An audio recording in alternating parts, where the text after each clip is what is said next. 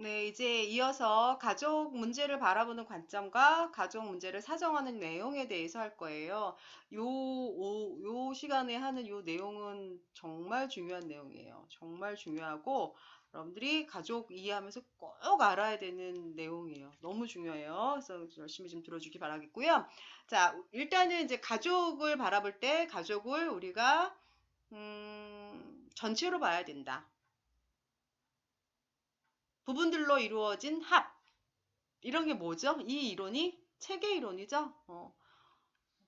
모든 체계는 부분들로 이루어진 합이다.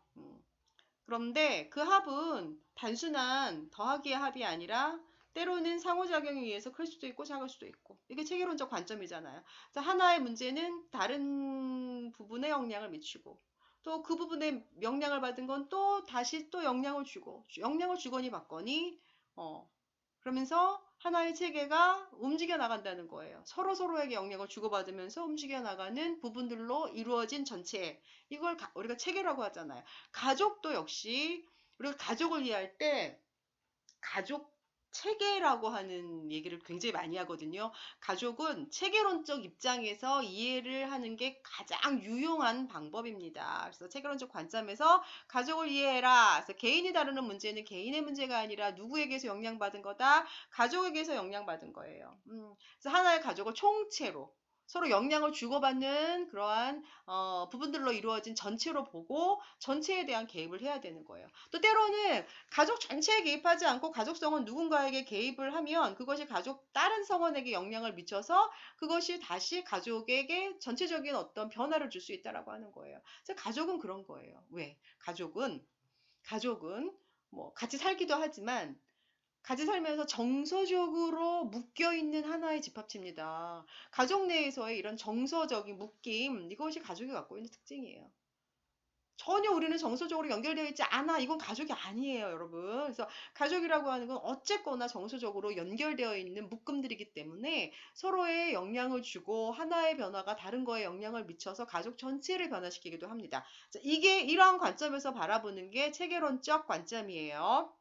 그래서 서로 영향을 상호 긴밀하게 주고받는 분자들의 집합체다. 그래서 상호작용을 이해해야 되겠죠. 그래서 하나의 변화는 그 다음에 영향을 미치고 그 다음에 누군가 영향을 미치고 다시 이렇게 오고 뭐 이러는 거예요. 바로 굉장히 순환적으로 영향을 주고받는 거죠. 자, 그 다음에 가족은 가족 내 구성원들 간의 상호작용도 하지만 가족 이외에 가족의 다른 사람들, 그쵸? 가족을 둘러싸고 있는 사회적인 여러 환경과 끊임없이 상호작용을 서로서로 하는 거예요. 그러면서 그들과의 상호작용이 에서 받은 그러한 영향을 내 가족 안에게도 영향을 미치기도 하고 뭐 이러는 거죠. 엄마가 친구하고 싸우면 돌아와서 나한테 화풀이하고 뭐 이런 거. 아빠가 상사님한테 야단 맞았는데 엄마한테 야단을 치니까 엄마가 나한테 소리 지르고 이런 거예요. 그래서 끊임없이 상호작용을 한다라고 하는 게 가족이 갖고 있는 거. 그래서 가족 구성원만이 아니라 가족 구성원만 어떻게 상호작용하고 삽니까? 완전 폐쇄 집단이 아닌 한 우리가 외부의 상호작용을 하잖아, 외부와. 근데 그 외부와의 상호작용이 가족에게도 영향을 미치게 되는 거죠. 그래서 이러한 입장으로 가족 문제를 바라봐야 된다. 그래서 단선적으로 가족 문제를 보지 말아라. 순환적인 입장에서 서로에게 영향을 주고받는 그러한 상호작용하는 하나의 체계로 바라보아라. 이게 가족을 이해하는 입장이고요. 체계는 없지만 여기 제가 PPT에다 해놨으니까 여러분들 요거는 그냥 하나 출력해서 보시면 될 것 같고요. 그러니까 체계로서 가족이 하나의 체계다라고 했을 때 체계로서의 가족은 단순하게 3명 있잖아. 얘네 지금 3명 이상이다. 아니면 3명 이하일 때도 있어요. 전혀 교류가 없는 거는 3명 이하예요. 그죠? 3개보다 못하다. 가족은 변화를 하고 싶기도 하지만 안정을 취하고 싶기도 해요. 가족의 항상성이라는 얘기 혹시 여러분 들어봤나요? 항상성은 뭐예요? 계속 유지하고 싶은 속성이잖아요. 그래서 가족이 변화에 대한 속성도 있지만 항상성의 추구의 속성이 있어요. 그렇기 때문에 가족이 문제가 있음에도 불구하고 꼬꾸라진 문제를 가진 채, 꼬꾸라진 채로 그대로 유지하고자 하는 그런 경향성이 있는 거예요. 그러니까 변화에 저항할 수도 있는 거죠. 만약에 이렇게 문제가 있은 채로 계속 유지하려고 하는 속성이 있다면, 그게 바로 가족이 갖고 있는 항상성입니다. 그 다음에 가족은 뭐예요? 그렇죠. 모든 가족에게 서로 영향을 미친다. 그 다음에 가족의 행동은 순환적이다. 아빠가 엄마한테 야단치면 엄마가 딸에게 야단치고 딸이 화내니까 딸이 또 화를 내니까 아빠가 또 딸한테 뭐라 그러고 뭐 야단 맞은 딸은 다시 엄마한테 막 성질 부리고 서로 막 싸우고 막 이렇게 막 왔다 갔다 하는 겁니다. 자, 그래서 가족을 이해할 땐 단선적으로 이해하면 안 된다라고 하는 거예요. 삥삥삥삥 원을 둘러싸고 서로에게 막 영향을 주고받으면서 커지기도 하고 작아지기도 하고 꼬꾸라지기도 하고 펴지기도 하고 이런 모습으로 유지하고자 하는 게 가족이에요. 그래서 가족은 가족 내에 여러분들 규칙이 다 있어요. 가족에 뭐 우리 집의 규칙 1번, 2번 이게 아니라 이게 굉장히 가족 내에서의 어떤 암묵적인 규칙들이 있어요. 뭐 우리 집은 항상 이래야 되고 우리 집은 어때야 되고 이런 거 가끔 얘기하잖아요. 그게 가족의 규칙이에요. 규범 혹은 규칙이라 그래요. 가족은 나도 모르게 내가 의식하지는 못하지만 그렇다고 어디에 써 있진 않아요. 하지만 가족은 그런 규칙에 의해서 움직여집니다. 행동을 합니다. 아빠가 들어와서 술 먹고 들어오면은 아이들이 자연스럽게 방문 닫고 들어가서 나오지 않는 거. 얘들아 들어가 조용히 들어가 있어 뭐 이런다라고 하는 거 다 가족 규칙이에요. 뭐 아빠가 말씀하실 때는 너무 권위적인 아빠인 경우 아빠가 말씀하실 경우에는 누구도 끼어들지 않는다. 이게 우리 집 규칙이다. 이거예요. 그래서 이거에 따라 행동하는 경향이 있어요. 그래서 가족을 이해할 때는 이 사람들이 가지고 있는 규칙이 뭘까? 이런 것들도 전문가가 파악할 필요가 있습니다.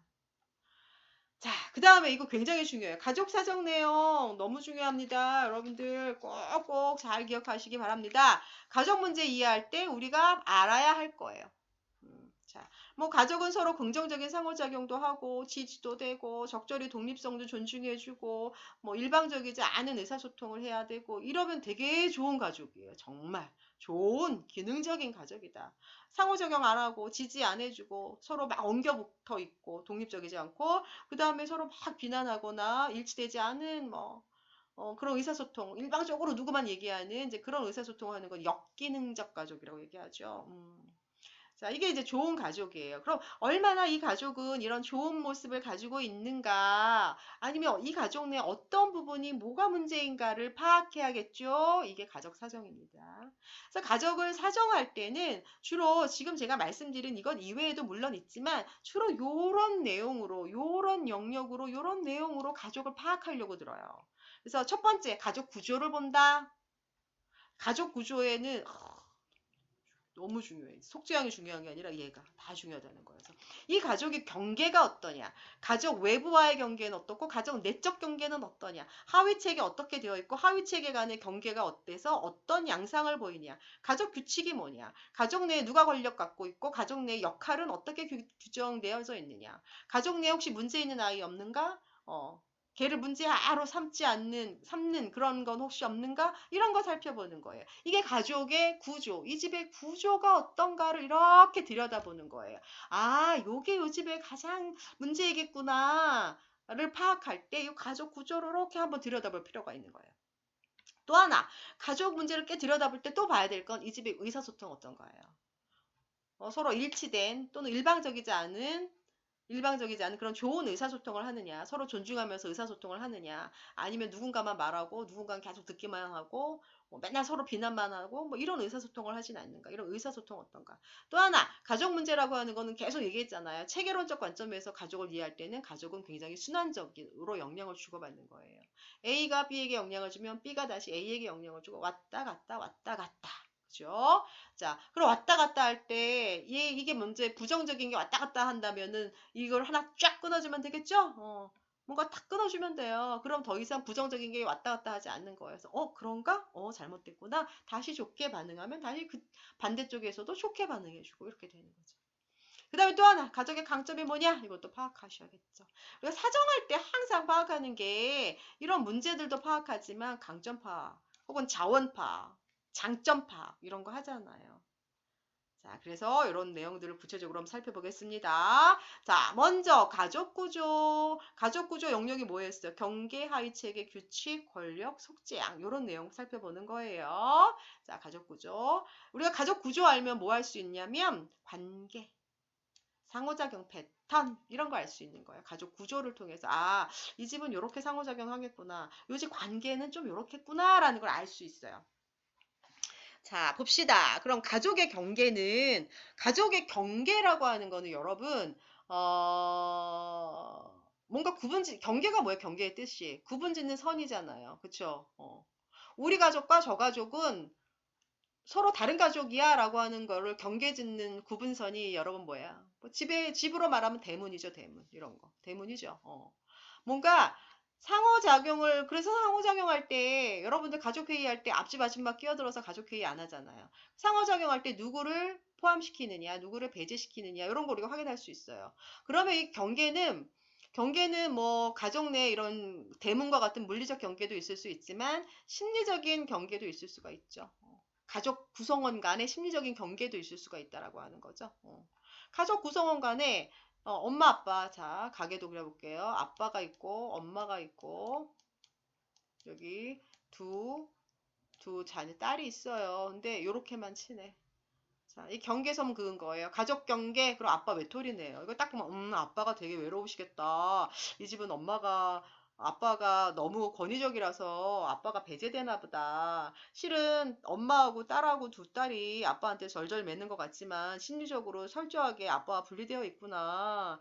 나중에 두 딸들이 결혼해서 떠나고 났을 때 엄마가 갖는 그런 심리적인 어려움도 크겠고 둘 간의 부부관계에 문제가 일어날 가능성도 높겠네. 뭐 이렇게 파악해 볼 수 있는 거예요. 자, 그래서 이러한 경계는 뭐 외부 물리적인 경계도 있고 가족 내 심리적인 경계도 다 포함합니다. 자, 그래서 누구를 포함하느냐 안 하느냐 이런 어떤 경계 설정의 문제인데요. 여러분들 경계라고 하는 거는 그리고 여기에서는 절대로 우리 넘어오면 안 돼. 아니에요. 경계는 뚜렷해야 돼. 뚜렷해야 돼. 우리 집과 남의 집을 구분짓는 대문은 뚜렷해야 되겠죠. 맨날 열어놓고 살면 안 되죠, 여러분. 너네 집, 내네 집 구분 없이 살아가면 안 돼요. 뚜렷해야 되지만 뚜렷해야 되고 명확해야 돼요. 이거 경계가 갖는 특징. 되게 중요해. 뚜렷해. 명확해야 돼. 아주 융통성 있어요. 받아들일 땐 받아들이고 갈 땐 가고 할 필요가 있는 거예요. 안 돼. 여기는 성역이야. 절대 들어오지 마. 여러분들 쓰레기집 뭐 이런 가족 문제 가끔 나오잖아요. 텔레비전에. 그런 집 보면은 대문 꽁꽁 걸어 잠그고 외부하고 차단된 생활하죠. 이게 폐쇄적 가족이에요. 이건 뭐야? 가족의 물리적 경계도 때로는 융통성이 있어야 돼요. 외부에 누군가를 들일 수 있어야 된다는 거죠. 절대 우리 집엔 아무데로 들어오면 안 돼요라고 하면은 외부하고 단절된 그런 삶을 사는 가족들은 그 안에 긍정적 에너지가 흐를 수가 없어요. 여러분들 보세요. 엄마가 되게 힘들어. 그러면 엄마가 가끔 문 열어놓고 옆집 아줌마랑 신세 한탄하면 엄마가 긍정적 에너지가 좀 올라가지 않습니까? 그게 여러분들한테도 잘해주는 거잖아요. 근데 엄마가 외부하고 단절돼서 속으로 막 힘든데 긍정적 에너지가 자꾸 소진되고 있어요. 근데 그거를 외부로부터 받을 수가 없어. 외부에서부터 경계가 너무 이렇게 견고해서 에너지가 외부로부터 못 들어와. 그럼 이제 엄마의 그런 에너지 소진, 엄마가 이제 심리적으로든 어떻게든 막 아파지시겠죠. 이러면 안 된다는 거예요. 융통성이 있어야 된다. 지금은 현재 이렇게 셋이서 똘똘 뭉쳤지만 이렇게 되어야 되죠. 이렇게 되어야지 건강한 가족이죠. 자, 이런 거예요. 자, 그래서 이 가족 경계는 주로 이제 외부와의 관계를 나타낼 때 경계의 종류를 흔히 폐쇄적이냐 개방적이냐 이렇게 얘기를 해요. 외부의 어떤 거를 전혀 받아들이지 않는 걸 무슨 경계라 그래? 폐쇄적 가족이라 그러잖아요. 외부하고 상호작용 전혀 없는 거, 교류 전혀 없는 거를 폐쇄적 가족이다. 제가 폐쇄적 가족은 주로 어떤 가족 내에서 폐쇄적 가족 이런 형태가 나타난다 그랬어요. 가정폭력 가족, 학대 가족, 알코올 중독 가족 이런 가족이 외부하고 단절이 되어 있어요. 외부하고 교류 별로 없어. 이런 집 잘 살펴보면은. 그러니까 외부로부터 우리가 힘들 때는 긍정적 에너지를 외부로부터 받아들여야 돼요. 외부의 도움을 받는 것도 긍정적 에너지를 받는 거예요. 근데 이게 안 되고 있어요. 그래서 가족 내에 부정적 기류만 계속 흐르고 있습니다. 그럼 가족이 병이 들게 되어 있습니다.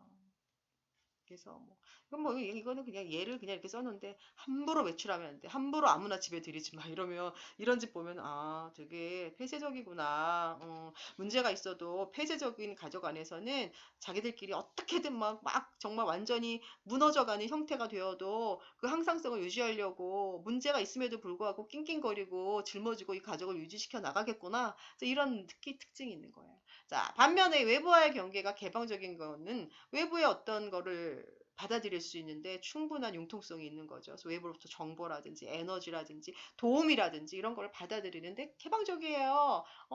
그러면 여러분들 외부로부터 제3자의 그런 개입이 허용되면 외부에서 누가 나를 도와주러 올 때 충분히 기꺼이 도움받는 거죠. 그런 문제가 많이 해결될 수가 있잖아요. 그들과 또 정서적 관계를 맺으면서 또 긍정적 에너지를 많이 회복할 수 있잖아요. 자, 이런 가족입니다. 그래서 우리는 개방적 가정이 되어야 돼요. 지금은 조금 단절되어 있지만 이 가족 경계를 조금 느슨하게 풀어서 융통성을 가지고 외부로부터 뭔가를 들어올 수 있게 해줘야 돼요. 여러분 쉽게 말하면 우리의 몸도 하나의 체계잖아요. 우리가 배고픈데 밥 안 먹어요. 우리 외부로부터 에너지가 안 들어와. 음식물이 안 들어와. 우리 굶어 죽잖아요. 마찬가지예요. 폐쇄 체계는 그렇습니다. 자, 이런 특징이 있다라고 하는 거 개방 체계가 좋겠죠? 자, 그 다음에 우리가 이제 외부와의 관계 속에서 경계를 이렇게 폐쇄냐 개방이냐라고 봤다면, 이제 가족 안에도 하위 체계들이 있어요. 가족이 이렇게 있잖아요. 가족이. 지금 이거 3세대 가게도 그렸네요. 가족이 이렇게 있잖아요. 그럼 가족들도요, 가족 구성원들도 이렇게 하위 체계들이 있어요. 여기는 지금 뭐예요? 부부예요. 부부 체계죠? 이건 원가족, 이건 빼더라도, 이건 부부 체계, 엄마, 아빠. 아, 이거 가계도는 아니네. 죄송합니다. 다시 그려볼게요.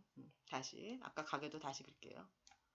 제가 왜 또 이런 그림을 이렇게 갖다 놨을까요? 아무 생각 없이. 자, 가게도 이렇게 그렸어요. 딸이 아직도 있네요. 자, 그러면은 요분들은 뭐예요? 가족은 요분들은 서로 어때요? 부부라고 하는 하위 체계가 있고, 이 집은 또 어떤 하위 체계가 있냐면은 이렇게 부부 하위 체계, 그 다음에 이렇게 부모, 자녀 하위 체계, 이렇게 부모, 자녀 하위 체계, 그 다음에 자녀들로만 구성된 자녀 하위 체계, 형제, 자매 하위 체계, 이렇게 하위 체계들이 있어요. 각각의 구성, 전체 가족을 이루는 부분들이 어떻게 또 하위 체계가 형성되어져 있느냐. 그게 바로 하위 체계예요. 아시겠죠? 그래서 대체로 가족은 부부 하위 체계가 있고, 부모와 자녀로 된 하위 체계가 있고, 형제, 자매들로 된 하위 체계가 이렇게 세 구분으로 보통 나누어져 있습니다. 자, 그랬을 때, 각각의 하위 체계 간에는 서로의 역할이 분명하고 경계가 분명해야 돼요. 부부라 할지라도 부부가 서로 막 둘이 엉켜붙고 막 이러면 안 돼요. 약간의 정서적인 그런 독립성은 필요합니다. 경계가 좀 있어야 돼요. 남편이 아내한테 관심이 너무 많아서 막 아내 친구 만날 때 같이 따라다가 그러면 안 되잖아요. 경계가 허물어진 거예요. 그럼 안 되는 거예요. 적절한 경계가 있어야 돼요. 아내 일, 남편 일. 그 다음에 자녀들도 적절한 부모하고 유대적인 관계를 맺고는 있으나 부모와 자녀 간에도 적절한 경계가 필요합니다. 제가 지난 시간에도 얘기했죠. 친구 같은 엄마, 친구 같은 아빠 좋지만 서로 간에 친구가 될 수는 없는 거예요. 왜? 부모와 자녀 사이에는 적절한 권위라고 하는 것들이 있어야 돼요. 그걸 통해서 적절한 나름대로의 경계가 좀 있어요. 구분이 있어야 된다라고 하는 거예요. 엄마 아빠 구분 없이 그럼 막 친구같이 막 집에서 막 버릇없이 서로가 그렇게 지내는 건 아니라는 거예요. 그 다음에 형제 자매 간에도 서로 간에 약간의 독립적인 그런 경계가 필요하다라고 하는 거예요. 이렇게 집안을 이루는 각각의 구성 요소들, 하위 체계들이 있고 하위 체계들 간에 나름대로의 경계는 필요합니다. 경계는 명확해야 돼요. 하지만 서로를 잘 받아들일 수 있을 정도의 융통성은 필요하다. 알겠죠? 그 다음에 아까는 얘기했던 이 폐쇄나 개방이라고 하는 거는 외부와의 관계 속에서의 경계가 어떠냐라고 만다면, 이제 가정 내에 이렇게 하위 체계들이 있잖아요. 부부 체계, 부모 자녀 체계, 형제 자매 체계, 이렇게 세 가지로 보통 나누어진 하위 체계들이 있잖아요. 그럼 이 하위 체계들 간의 관계에 따른 경계는 분명해야 되지만, 분명하지만 이 관계가 너무 어떤 경우에는 너무 경계가 분명하고 너무 명확해가지고 서로 너무 관여를 하지 않는 이러한 가족은 결코 또 행복하다고 할 수 없어요. 적절히 유대감을 갖고, 하지만 적절히 분리되어도 있기도 하고 이래야 돼요. 근데 또 어떤 가족은 이 경계가 완전히 허물어져서 엄마 아빠의 경계도 없고 부모 자녀 간에 너무 똘똘똘똘똘똘 뭉쳐져 있어요. 서로 뭐 너의 건 나의 건 이런 게 약간 구분이 되어야 되는데 그게 안 되어 있어요. 근데 가족 내에서 너무 뭉쳐 있거나 너무 떨어져 있거나 뭐 이런 경우에는 가족 내 경계에서 약간 문제가 있다라고 얘기를 합니다. 자, 그랬을 때 이 가족 내부의 경계는 두 가지 보통 유형으로 나눠요. 하나는 너무 똘똘 뭉쳐 있어요. 하나는 너무 뿔뿔이 흩어져 있어요. 모래알 가족이라고 얘기하죠. 이걸 우리가 경직된 가족이라고 얘기합니다. 근데 너무 밀착된 가족은 독립성이 없어, 서로 간에. 우리 가족은 언제나 항상 같이 밥 먹어야 돼. 우리 어디를 가더라도 우리 가족은 항상 손 붙잡고 같이 가야 돼. 뭐 이런 거.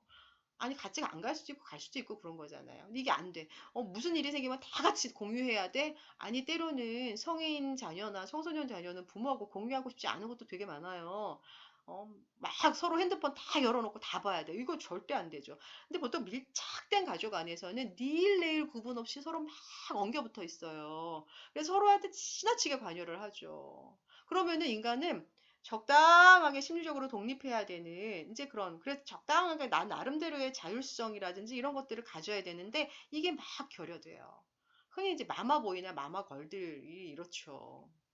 그래서 자기가 의존적인 성향이 너무 있기 때문에 스스로 뭔가 결정하지 못하는 거. 인간으로 하나의 완전한 독립체로 성장을 못하는 거죠. 그래서 부모가 이걸 뭔가 안 해주거나 뭔가 가족 구성원이 뭔가 떨어져 나가려고 그러면 막 불안이 생겨요. 그래서 막 잡아둘라 그래요. 그러다 툭 떨어져 나가면은 이제 거기서부터 과도한 불안이 막 올라오는 거죠. 그러면서 가족 내에 문제가 팍 표출되는 경우가 많아요. 그 다음에 이제 경직된 가족 같은 경우에는 서로한테 너무 관심이 없죠. 응집력이 너무 낮아. 너무 낮아서 관심이 없는 거예요. 그래서 얘가 무슨 욕구가 있는지, 얘가 지금 마음 상태가 어떤지 알고 싶지도 않고 알지도 못하죠. 욕구를 전혀 알아차리지 못하는 거죠. 그래서 유리된 가정 같은 경우에는 이제 자녀들이 느끼기에는 너무 따뜻하지 않은 우리 집, 뭐 이런 거, 그런 거예요. 그래서 사람들하고 관계 맺는 것도 되게 쉽지가 않죠. 왜냐하면 가족 내에서 그런 따뜻한 경험을 안 해봤기 때문에 타인과의 따뜻한 관계 형성 자체가 쉽지 않은 거예요. 이런 문제, 뿔뿔이 흩어져 있는. 그래서 늘 집에 와도 늘 공허함. 어, 밀착된 가족은 뭐 완전히 다 오픈해야 되니까 뭐 이런 것들. 막 방문도 열어놓고 있어야지 왜 닫니? 뭐 이런 거. 이거 안 되는 거죠. 근데 이제 경직된 가족은 다 방문 닫고 들어가 있는 이런 가족인 거예요. 그래서 가족 내부의 경계가 어떠느냐에 따라서 이제 이런 가족의 형태가 나타날 수 있어요. 그러면 너무 밀착돼도 안 되고 너무 경직돼도 안 되니까 중간에서 약간 밀착이 요만큼 가는 게 좋죠. 한 60에서 70% 정도 밀착으로 가는 게 좋다고 보통 얘기를 합니다. 밀착된 가족에서의 자라는 아이들이 자아분화가 안 된다고 보통 얘기를 해요. 엄마가 죽으면 내가 죽을 것 같고, 엄마가 아프면 내가 밖에 나가서 공부도 안 되고, 뭐 이런 거예요. 집중도 안 되고. 너무 밀착된 아이들인 경우에 그래요. 그래서 자아분화 수준이 되게 떨어져요. 자, 이 자아분화는 또 다음 시간에 공부할게요. 자, 그 다음에 우리가 가족 구조를 볼 때 그 가족이 뭘 봐야 되냐? 규칙. 우리 집의 규칙은 뭔가 이 규칙은 성원 간에 뭔가 해야 할 역할들, 우리가 가족 내에서 지켜야 될 것들, 뭐 이런 것들을 암묵적으로 만들어 놓은 거예요. 그래서 이 규칙에 따라서 서로 상호작용, 관계하는 거, 이게 어떤 암묵적으로 만들어진 규칙이다, 지침이라고 볼 수 있어요. 우리 집은 뭐 8시면 땡 하면 다 들어와야 돼. 뭐 우리 집은 무조건 같이 다 저녁을 먹어야 돼. 이게 규칙일 수 있어요. 뭐 아빠가 딱 들어오면 다 같이 다 방으로 들어가야 돼. 뭐 이런 것들. 아빠가 하는 말에 토달면 안 돼. 뭐 이런 게 우리 가족 규칙이에요. 음. 여러분들도 한번 잘 생각해 보세요. 우리 집의 가족 규칙이 뭐지? 그게 역기능적인가? 기능적인가? 뭐 이런 것들. 내가 이제 가족 내에서 힘들어하는데 그 가족 내에 우리는 경계가 어떤지도 한번 생각해 보고 우리 가족 내에 규칙이 뭐지? 한번 생각해 보기도 하고 그럴 필요가 있는 거죠. 근데 문제는 뭐냐면 가족은요, 주변 환경이 달라지면 또 가족 구성원들이 성장하면 그 규칙이 좀 자연스럽게 융통성 있게 변화되어야 돼요. 여러분들 예를 들면 대학생 자녀를 둔 집에서 우리 집의 통금 시간은 8시야. 8시에 집에 들어간 대학생 자녀가 먹을 게 많겠습니까? 그럴 땐 어떻게 해야 돼요? 한 10시로 넓혀주거나 뭐 최소한 뭐 12시 전엔 들어와라 뭐 아니면 최소한 전화라도 하고 외박해라 뭐 이런 거 해야 되나요? 그쵸. 이런 거 융통성이 있어야 돼요. 근데 융통성이 없을 때 뭐가 생기냐? 문제가 생기는 거죠. 그래서 가족 규칙이 어떤가? 이런 것도 살펴볼 필요가 있습니다. 그 다음에 이 집에 뭘 봐야 될까요? 권력구조. 권력구조. 이 집의 가장 큰 힘은 누가 가져 있는가? 이걸 알면 우리 뭐 할 수 있어요? 가정 내의 역할 관계 알 수 있는 거예요. 아빠는 어떤 역할하고 엄마 역할 어떤 역할하고 뭐 이런 거죠. 역량력 파악하면 가정 내에 누가 어떤 역할을 하는지 좀 알 수가 있는 거죠. 여기서 이제 권력 구조라고 하는 게 뭐 어떤 물리적인 힘, 파워 뭐 이런 것도 있을 수 있어요. 있을 수 있어요. 아버지가 보통 목소리가 큰 집, 한 집 같은 경우에는 이제 다들 찍소리 못 하잖아요. 그러면 이 집의 역할 관계는 어때? 아버지의 영향력이 일단 파악이 됐죠. 그럼 이 집의 역할 관계는 어때요? 아버지가 이렇고 나머지는 다 쪼꼬매. 나머지는 다 쪼꼬매. 다 아무 말 못해요. 그리고 얼마나 억눌리겠어요. 그래서 이들이 어때요? 이렇게 자기들만의 이렇게 밀착된 경계를 통해서 서로 위로해 주는 거예요. 영향관계 파악할 수 있고요. 또는 때로는 뭐 누가 이런 어떤 물리적인 힘만 큰 거를 가지고 우리가 권력 구조를 파악하는 게 아니라 이럴 수도 있어요. 이제 아버지가 여기 예에도 나와 있지만 아버지가 이제 실직하셨어요. 그러면은 어머님이 뭐 하셔야 돼요? 응? 어머님이 아버지가 이제 실직했어요. 그리고 아버지가 여태까지 이제 돈을 벌고 가게를 책임지는 역할을 했다. 근데 그럼 역할 관계가 좀 변했죠. 돈을 이제 못 벌시고 계시잖아요. 그러면은 그 역할 관계에 약간 재정립이 필요하지 않을까요? 음. 그러면 이제 어머님이 나가서 돈 버셔야죠. 아버지가 만약에 뭐 사고로 인하여 이제 일을 할 수 없는 상황이면 어머님이 돈을 버셔야죠. 뭔가 이렇게 자연스럽게 역할 관계가 조금 바뀌어야 되겠죠. 유연하게. 근데 이제 막 역할 관계를 바꾸지 않고 계속 이제 한탄만 하고 있으면 이제 굉장히 힘들어지겠죠. 자, 그래서 이제 우리가 가족 관계가 그 다음에 이제 자녀들이 어렸을 때는 부모의 권력이 크죠. 그래서 부모가 자녀를 이렇게 도닥도닥하는 역할을 하죠. 근데 자녀들이 청소년기가 되고 성인기가 되면 부모가 너무 입이 너무 소리가 크면 안 돼요. 적당히 소리 줄이시고 자녀들의 목소리에 귀를 기울일 필요가 있는 거예요. 그래서 부모는 약간 소리를 줄이고 자녀가 큰 소리, 큰 목소리 낼 수 있게 해줘야 되는 거예요. 약간 권력을 조금 자녀들에게 나눠주는 거죠. 특히 성인기 자녀가 있을 때는 어떤 집안의 큰 일을 결정할 때 같이 한번 상의해 보기도 하고 이러면서 서로 간의 역할 관계나 영향력도 이렇게 나누면서 뭔가 이제 가족의 변화에 따라서 재정립할 필요가 있는 거예요. 근데 그게 되지 않아. 여전히 자녀는 컸는데 부모님의 목소리, 특히 아버님의 목소리가 지나치게 크다라고 하면 이제 그 집안에 약간의 그런 가족 간의 어떤 관계에서의 문제가 나타날 수도 있다라고 하는 거예요. 자, 이런 권력 구조도 보셔야 되고요. 그 다음에 이거 되게 중요한 개념인데요. 이제 우리가 가족 구조 중에 특히 이제 이 속죄양 또는 희생양이라고도 하거든요. 이 개념은 뭐냐면 가족 내에 그런 게 있어요. 보통 이제 뭐 가족 상담을 오거나 아니면 아동 상담을 오거나 뭐 우리 아이가 문제가 있어요 하고 이제 데리고 와요. 그러면 얘가요 뭐 굉장히 뭐 우리한테 반항을 한다거나 아니면 또래 관계 학교에서 잘 적응을 못하고 자꾸 뭐 특현상을 보이고 얘 때문에 너무 속상해 죽겠어요. 어떡하죠? 말고 와요. 그러면 대체로 아이들의 문제의 90% 이상은 부모님의 문제예요. 근데 부모님의 문제를 그대로 아이들이 증상으로 또 받은 거예요. 어. 주로 이제 자아가 약한 아이들이 이렇게 증상으로 또 받아요. 자아가 강한 애들은 튕겨나가죠, 보통. 부모님들이 갈등이 있을 때. 근데 자아가 약한 아이들은 부모님의 문제를 이렇게 떠받고, 보통의 많은 부모님들이 부부간의 갈등이 있을 때, 그 부부간의 갈등을 자녀 중에 한 사람한테 막 투사해요. 그 자신의 감정을 막 자녀한테 이렇게 막 끌어들여요. 그러면, 그 되게 예민한 아이들, 아니면 자아가 약한 아이들이 부모님의 갈등에 이렇게 끌어들여져 와요. 그래서 그 아이가 심리적으로 불안해한다거나 아니면은 뭐 심한 경우에는 틱을 보인다거나 하는 경우가 되게 많아요. 이게 바로 속죄양이에요. 즉 보통의 아이들의 문제는 부부간에 해결되지 않은 그런 긴장이라든지 문제라든지 이런 게 있어요. 둘이 막 싸우죠? 그러면은요, 엄마 아빠 냉랭하죠? 그럼 그 가운데 좀 눈치도 빠르고 예민하고 아니면 자가 약하고 아니면 약간은 이제 부모에게 약간 의존적인 경향을 가지고 있는 그런 아이들은 부모 눈치를 막 봐요. 그러면서 되게 힘들어해요. 근데 이제 이 아이가 그 힘든 가운데서 갑자기 어느 날 틱을 하기 시작했어요. 그러면 봐요. 그럼 부모님들은 어떠냐면 자기들이 막 갈등이 있는데 이 아이가 막 틱을 하고 되게 심각한 어떤 문제 행동을 일으켜요. 그러면 자신들의 갈등에 집중하지 않고 모든 문제를 얘한테 확 집중시켜 버려요. 그래서 마치 둘 간의 문제가 없이 이 아이에게만 문제가 있는 것처럼 느껴지게 해요. 그래서 우리 집은 얘 때문에 큰일이에요. 이런 얘기 한단 말이에요. 그랬을 때 그 문제를 떠안은 아이를 우리가 속죄양이라 그래요. 이 아이는 실은 가족 문제를 자기가 자아 기능이 약하고 좀 예민하기도 하고 이런 아이들이 보통 떠안아요. 이제 이래서 가족의 문제가 가족의 문제가 있는데 그 가족의 문제가 아니라 이 아이가 문제인 것처럼 보이는 경우가 있어요. 이제 그랬을 때 그 지목된 그 아이가 바로 속죄양이다라고 합니다. 많은 경우에 가족 문제가 있어야 하는 가정 내의 문제를 보면은 이 아이 때문에 와요. 근데 알고 봤더니 아이가 문제가 아니라 아이의 증상을 해결하기 위해서는 부부간에 해결되어야 하는 그런 숙제들이 있어요. 그게 해결되어야 해요. 그래야지만 아이가 심리적인 안정을 통해서 문제 행동을 완화시킬 수 있게 된다라고 하는 거죠. 그랬을 때 거기에 얽혀진 아이가 바로 속죄양이라고 하는 아이예요.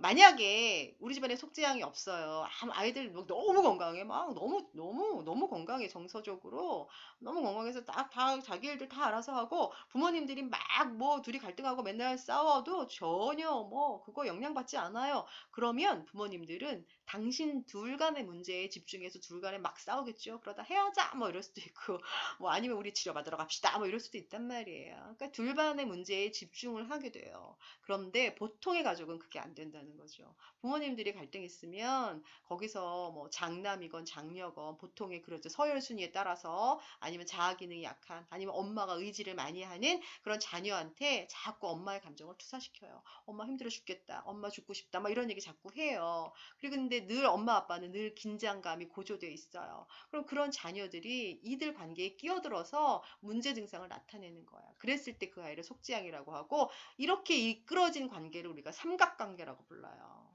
그래서 보호회는 우리가 다음 시간에 하는 개념에서 삼각관계를 형성을 보통 해요. 가족 내에서 어, 이제 그런 거죠. 그럼 이 삼각관계에 끼어든 이 아이는 자아 분화가 잘 안 되는 거죠.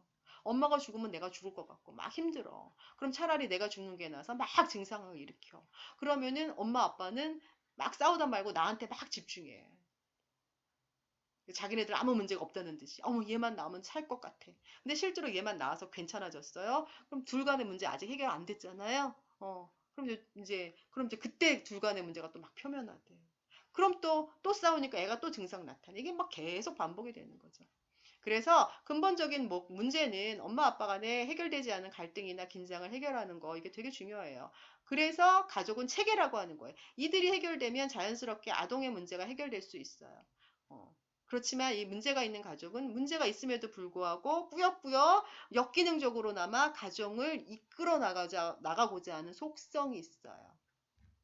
그랬을 때, 그랬을 때 누군가 하나 희생해주면, 그래, 너 희생양 삼아서 내가 우리 가정 그럼에도 불구하고 계속 유지시킬 수 있어. 이런 개념이 항상성이에요. 그랬을 때 그 중에 지목된 아이, 얘가 속죄양이라고 하는 겁니다. 자, 이해가 되시나요? 자, 그 다음에 우리가 이제 가족 구조도 되게 중요한데, 이제 가족을 사정할 때 또 하나 봐야 될 게 뭐냐면, 가족 내 의사소통 방식이에요.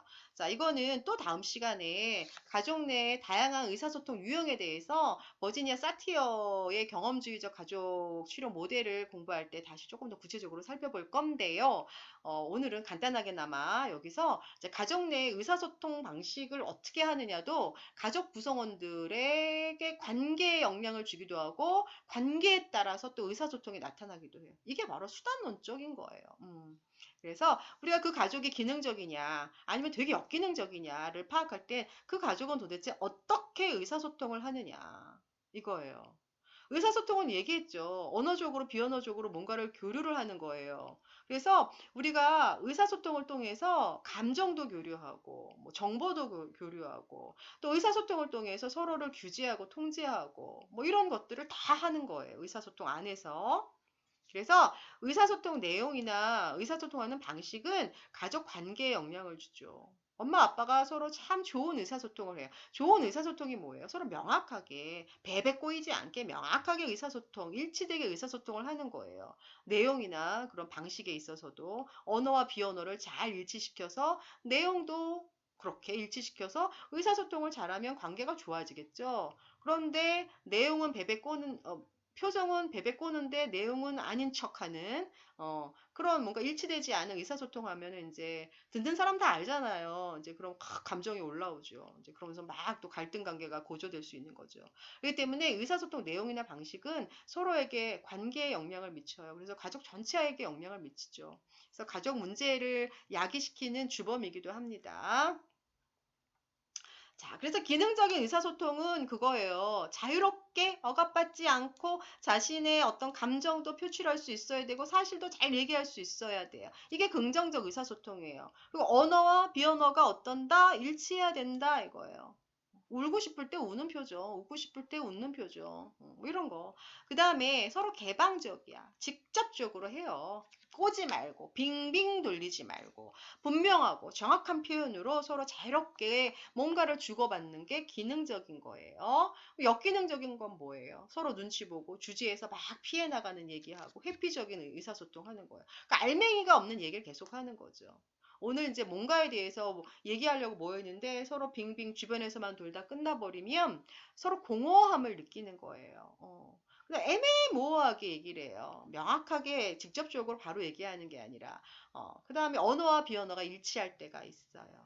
이런 역기능적 의사소통이 가족 내에서 지속적으로 일어나면요. 가족 구성원 중 누구는 심각한 문제가 유발될 가능성이 아주 높아요. 물론 이러한 역기능적 가족 내 의사소통이 지속적으로 이루어진다면 가족 구성원 간의 관계도 별로 안 좋아질 뿐만 아니라 그 가운데서 분명히 자아 기능이 약하거나 뭔가 이제 그런 예민한 부분이 있는 아이들이 희생양이 될 가능성이 높아요. 그래서 역기능적 의사소통 이렇고 그러면 우리가 다음 시간에 그거 할 거예요. 역기능적 의사소통 유형에는 어떤 것들이 있고 어떻게 의사소통하는 게 역기능적인 거냐 좀 더 구체적으로 사티어의 이론에 근거하여서 다시 설명을 드릴게요. 자, 그런데 이제 우리가 대략적으로 이 의사소통이라고 하는 거에서 이제 역기능적 의사소통의 유형, 뭐 사티어가 얘기한 의사소통 유형 말고도 역기능적인 의사소통 유형이 크게 두 가지가 있어요. 이 두 가지에 대해서 한번 잠깐 살펴볼 건데요. 이 의사소통이라고 하는 게 왜 중요하냐면 여러분들 우리는 가족과 언어와 비언어를 통해서 뭔가를 주고받아요. 눈빛, 표정, 자세, 말투, 말 그 자체, 뭐 이런 거를 통해서 서로 지지하기도 하고 그렇잖아요. 따뜻함을 보여주기도 하고, 때로는 정확하게 지적해주기도 하고 하잖아요. 그런데 많은 문제가 있는 가족들을 이렇게 살펴보니까 이 특히나 이제 정신적인 문제, 예전에는 정신분열증이라고 그랬는데 지금 조현병이라고 하잖아요. 이제 조현병을 가지고 있는 가족 내에 이렇게 환자들을 보니까 이 환자를 둘러싼 가족 내에서 의사소통에 굉장히 뭔가 문제가 많더라는 거를 가족치료 학자들이 굉장히 많이 발견을 했어요.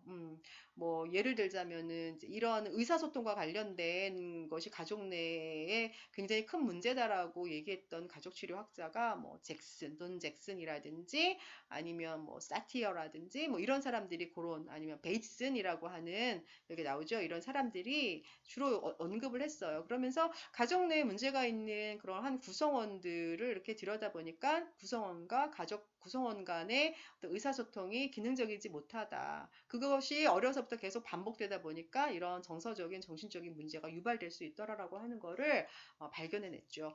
그 중에 되게 대표적인 개념 중에 하나가 이중구속이에요. 이중구속 또는 뭐라고 그러죠? 뭐 이 더블 바인드 영어로 얘기하면 더블 바인드예요.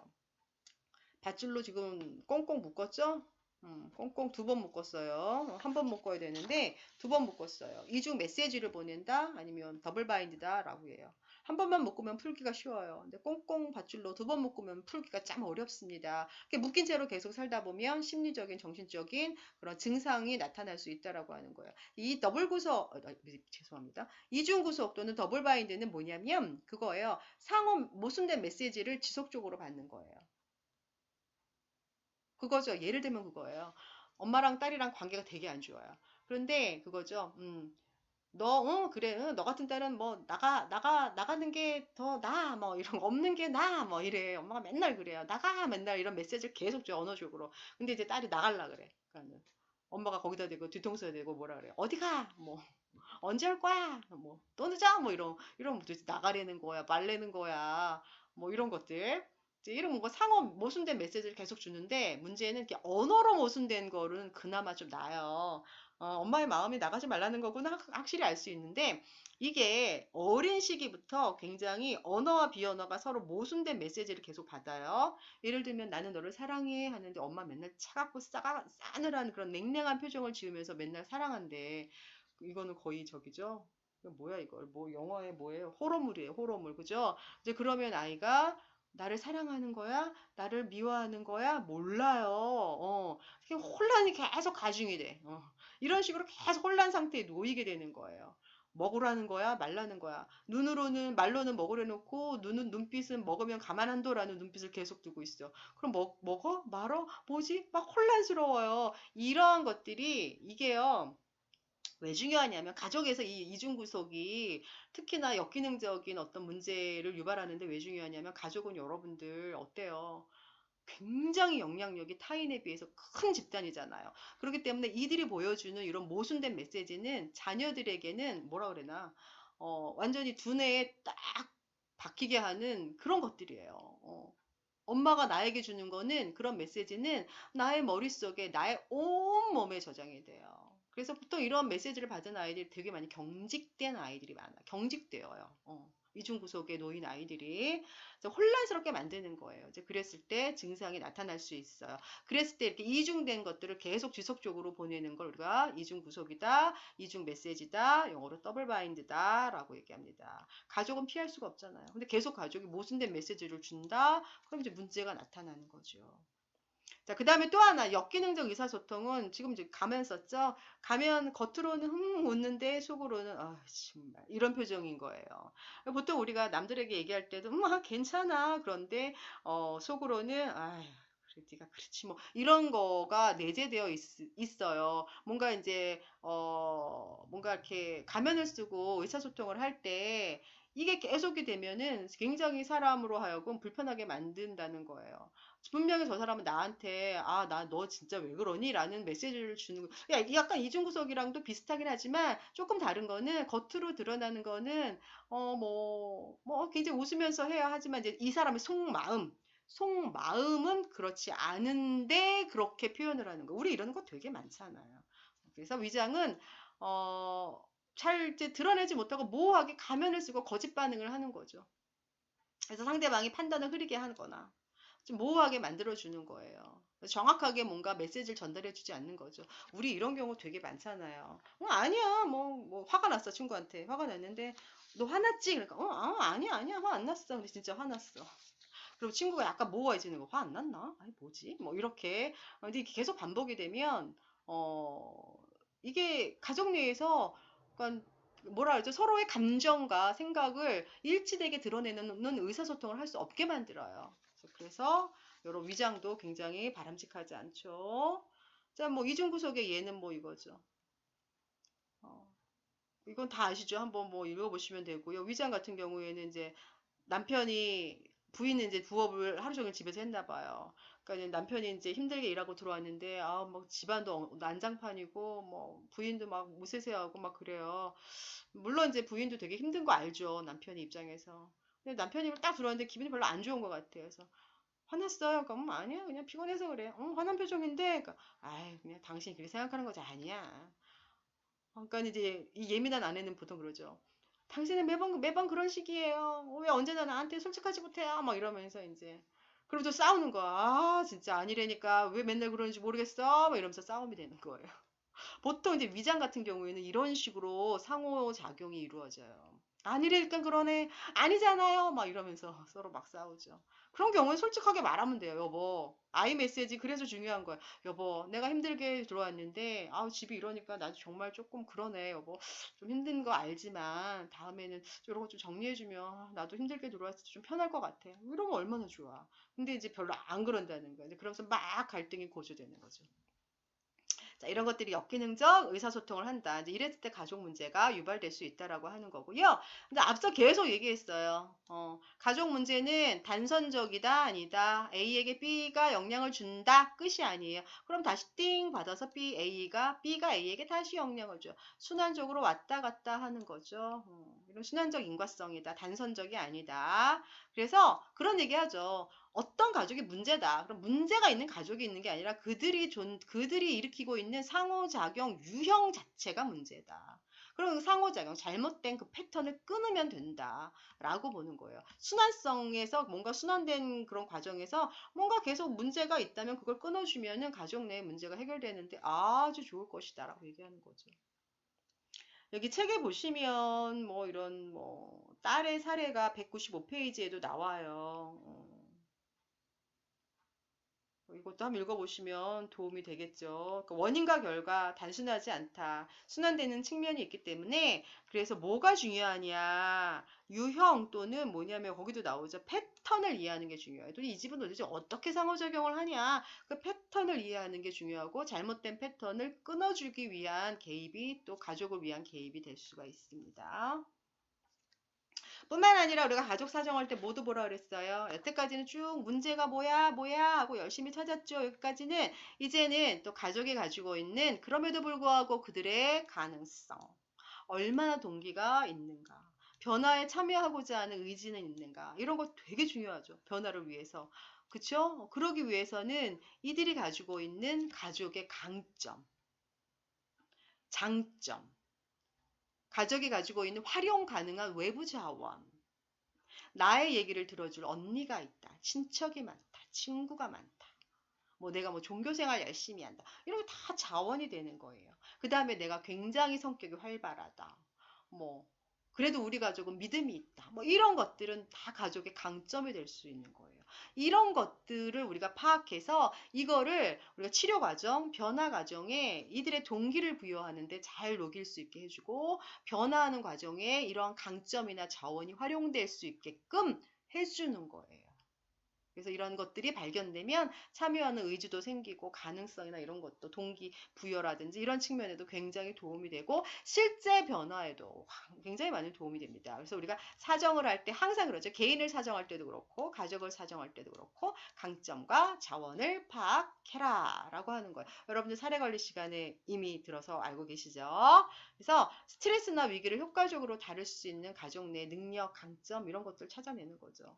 그럼에도 불구하고 여태까지 이렇게 잘 찾아와, 여태까지 이 힘들게 견뎌온 그런 가정 내에 가지고 있는 뭔가 무기, 힘이 있어요. 이제 그런 것들을 잘 찾아보고 그런 것들을 실제 변화 과정에서 활용할 수 있게끔 해주는 거죠. 뭐 그런 거죠. 아버님이 되게 책임감이 강하셔. 굉장히 너무 권위주의적이긴 하지만, 그래도 나름의 책임감이 강해서 여태까지 가족을 이끌고 왔다면, 그것이 아버님이 가진, 이 가족이 가진 강점이에요. 그렇다면 이러한 책임감을 가지고, 이 이제 앞으로의 변화 과정에 활용될 수 있게 해주는 거죠. 자, 이런 측면에서 이제 가족 문제를 사정하는 겁니다. 자, 여기까지 우리 이제 수업을 쭉 다 들으셨고요. 가족 사정은 되게 중요하니까 꼭 여러분들 잘 기억해 주시기 바라고요. 다음 시간에는 가족을 대상으로 하는 사회복지 실천 두 번째 시간이고요. 주로 이제 가족 개입에 대해서 할 거예요. 가족 개입 모델 혹은 가족 치료 모델이라고 합니다. 보호앤과 사티어의 가족 치료 모델, 그 다음에 가족 개입을 하는 과정에 대해서 살펴보고 그 과정에서 우리가 활용할 수 있는 개입 기법에 대해서 할 건데 실은 그 모델 자체가 또 개입 기법이 될 수도 있어요. 그래서 모델에서 이해하는 내용도 개입 기법이 되고 그다음에 실제로 그것 이외에 또 다른 기법들도 한번 알아볼 겁니다. 그래서 다음 시간까지 가족에 대한 설명을 드리겠습니다. 자, 이번 시간 수고 많으셨습니다. 감사합니다.